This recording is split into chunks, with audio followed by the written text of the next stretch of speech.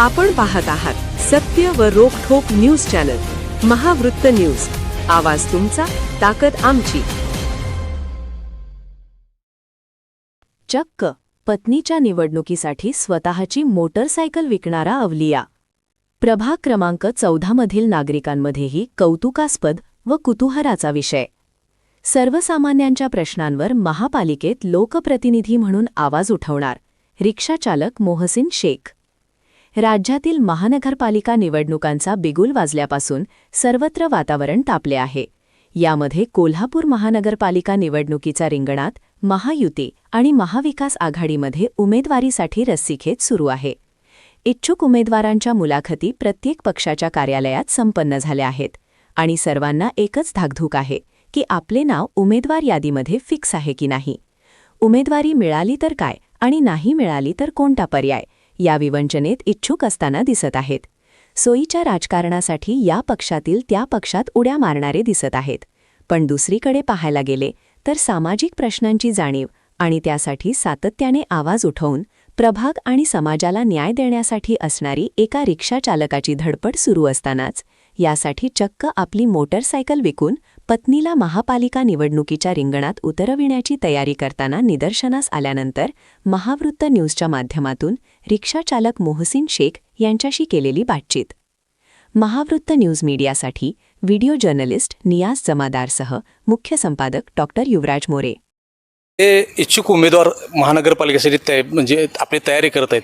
त्या माध्यमातून काही राजकीय पक्षातून आहेत, काही सामाजिक संघटनेच्या माध्यमातून आहेत, तर काही अपक्षाच्या माध्यमातून निवडणूक लढवत आहेत. तर आपण पाहूया की सामाजिक क्षेत्राच्या माध्यमातून एक मोहसिन शेख हे जे व्यक्ती आहे, जे आपलं रिक्षाच्या माध्यमातून उदरनिर्वाह चालवत आहे आणि त्यांनी जे आपली मोटरसायकल विकून समाजाचे जे ज्वलंत प्रश्न आहेत त्या संदर्भात तो आवाज महानगरपालिकेमध्ये पोहोचवण्याचं काम करण्यासाठी त्यांनी जो प्रयत्न करणार आहे त्या संदर्भात आपण त्याचं थोडक्यात माहिती घेऊया.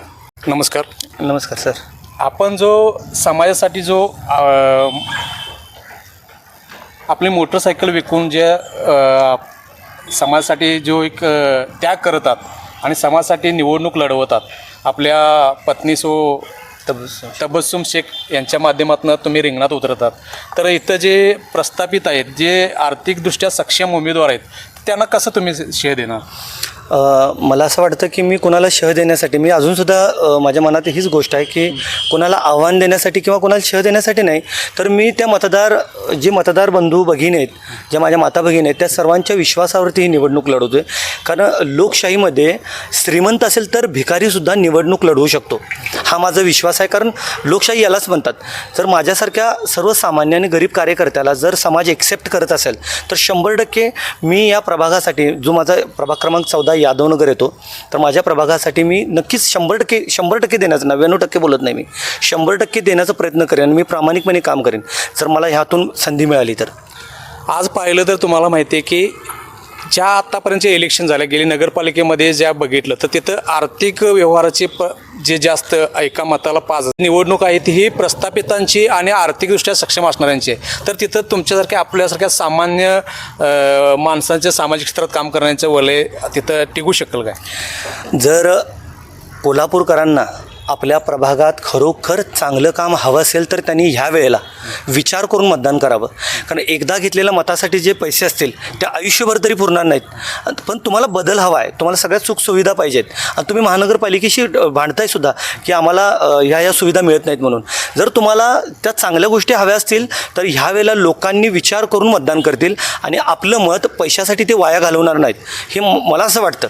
कारण लोकांनी ह्या वेळेला जी निवडणूक आहे ही किती 6 वर्षाच्या कालावधीनंतर आता निवडणूक लागलेली आहे, तर लोकांनी ह्यावेळेला विचार करायला पाहिजे की बाकीच्या शहरांच्यापेक्षा आपला कोल्हापूर किती पाठीमागे आहे.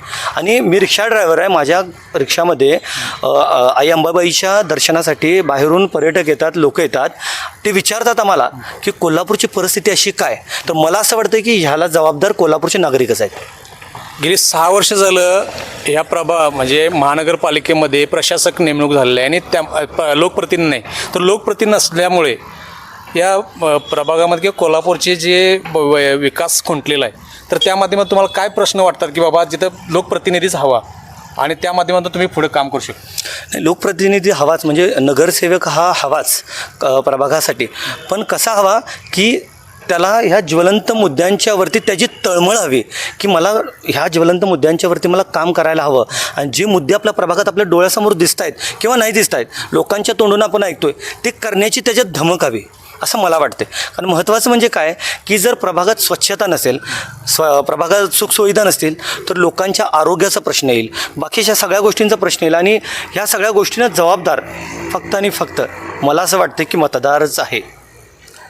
आपण पाहिलं की एक समाजासाठी तळमळ असणारा एक सामाजिक कार्यकर्ता की ज्यानं ज्वलंत प्रश्नावर काही ठिकाणी कोरोना काळापासून ते आत्तापर्यंतच्या याच्यात नागरिकांसाठी आवाज उठण्याचा प्रयत्न केला. महानगरपालिकेमध्ये वेळोवेळी निवेदनं आणि त्या माध्यमातून पाठपुरावा करायचा प्रयत्न केला आहे. पण सामाजिक क्षेत्रात काम करत असताना ती तवलय राहत नाही. ते एक लोकप्रतिनिधी म्हणून त्या महानगरपालिकेत जाण्यासाठी आपली तळमळ समाजासाठी आणि नागरिकांसाठी करत आहे.